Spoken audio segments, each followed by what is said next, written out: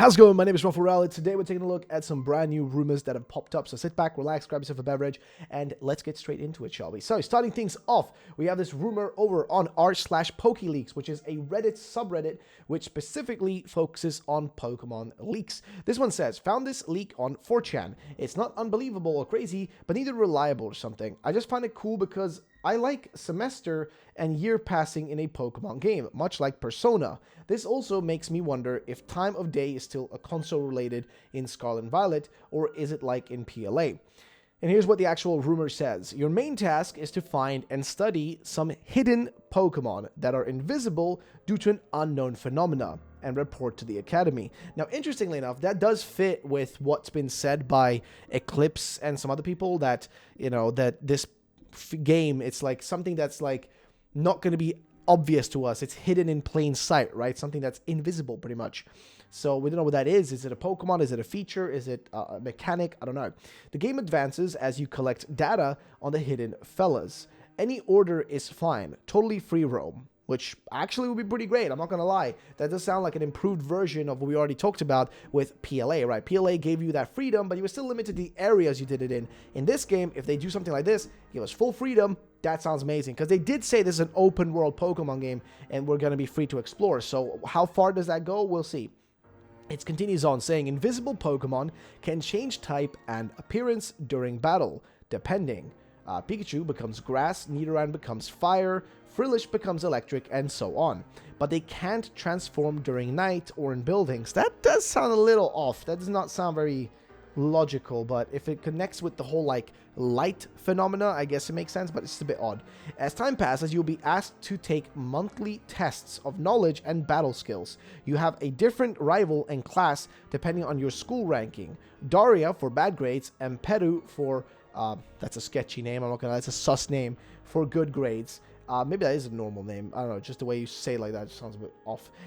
And Belia for excellent grades. Story is different depending on grades and the order in which you finish invisible Pokemon research tasks. I'm not gonna lie, this game does seem to push a little bit in that direction of you being a school kid almost, with the outfit and everything, like a student outfit or whatever.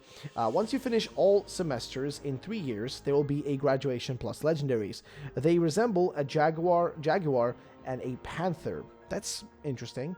It's fun to see how they interact with the game map. Really unpredictable. They're unlocked once you get the maximum ranking at the Academy. Bad guys are former Professor Supris, I guess that's the name of the professor in this case, which I'm not sure if that's a real tree or whatever. Students, they seek vengeance. Pokemon design is pretty meh, but the starters all get the ability to change type when they evolve. That's actually sounds interesting. I'm going to be honest, of course, these rumors, there's a dime a dozen, okay? A dime a dozen. Take them all with a mountain of salt, and at the end of the day, we cover these because it's all just at the end of the day for fun, right? Now, this was the first rumor. We still have some other stuff to take a look at, so don't you go anywhere just yet. But for this one, I want you to know your thoughts in the comments. What do you think? Do you think it's real? Do you think it's fake? What are your thoughts? Leading us into the next thing, which is this right here from Soul Silver Art, which is a leak analyst. If you guys do not know what that is, it's a term I coined for people that kind of break down and have great theories on Pokemon leaks, rumors, and riddles. And what he says here is this could fit perfectly. Man, I really can't figure out this silly gimmick. And he's referring to the gimmick that we think might be in these games. Now, I'm hoping there isn't any gimmick at all. It would be great if we didn't have to rely on any sort of gimmick. We could just have a game that doesn't have to rely on that whatsoever, but we never know. He says, there are so many components, but I know it's going to be something so simple. Fun and easy enough for kids to understand, but still changes up the competitive game. More gimmick talk throughout the week. And then you go down here and he has like a picture where somebody talks about crystal types, that the actual logo looks similar to these like TCG cards that were like crystal type Pokemon. Like you have got like a crystal Lugia here, for example, a crystal Nidoking as well, I think, which were just a different set of Pokemon cards. And somebody even said here, Mori says, this special Pokemons are limited. They are colorless type and have lost original typings. It is died to its type only when it's given an energy card, which I guess are these like crystal type Pokemon here. I guess they just don't have their actual original type. They lost it, and I guess you have to give them an energy card to actually make them have a typing, which I think is kind of an interesting idea, right? That maybe we have crystals that we give to Pokemon for them to gain their typing back. Maybe they lose it in some way, and we can give them a new typing temporarily, or something along those lines. Maybe like, in the way that alpha Pokemon are Pokemon that are more difficult to catch and are larger and stronger, maybe there are crystal Pokemon or light Pokemon, or whatever you want to call them, that don't have a typing, which you can temporarily give any typing to, which would be really whack, but honestly, if they can make it work, then is it even that strange? Is it even that off?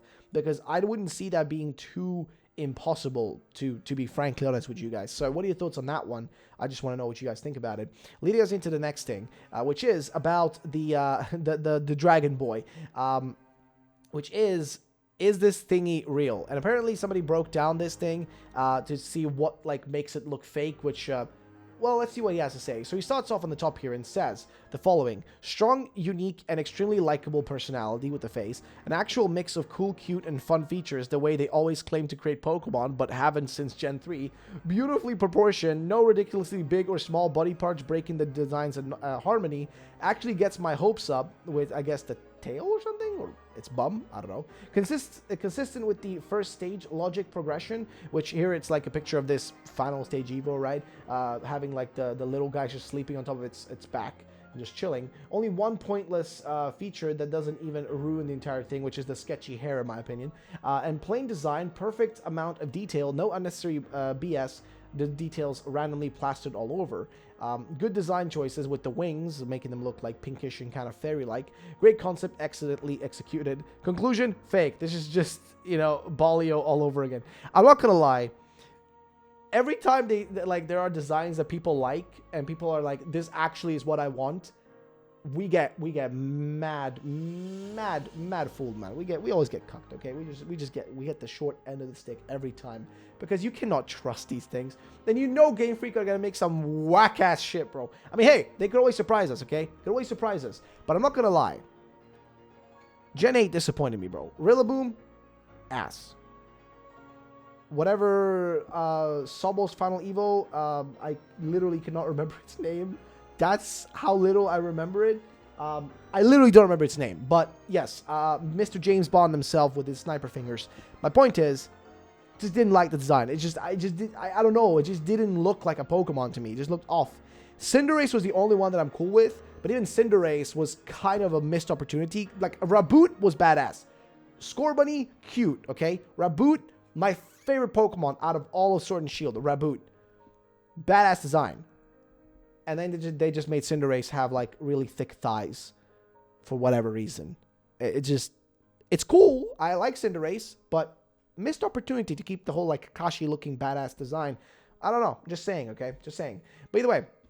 Next up is this here from a Kino fan on Reddit, who said, possible dates for a second batch of Scarlet and Violet news speculations. Since we know, or much better word, knew, that this week will just be the reveal trailer from 2 months ago, when he's referring to here is like, there was a Pokemon show, an official Pokemon show, that on Sunday actually just didn't feature any brand new info, it was just old stuff. But he says, will it be next month, or the month after? Parts of me wants May, because I'm pretty thirsty for some fresh Scarlet and Violet news. Cover Legendaries and the region name will be good enough. Though, considering Sword and Shield, it wouldn't be surprised if the new batch of news starts in June, which would take longer. I know some of you won't be too thrilled. What are your thoughts? Now, I'm going to be honest.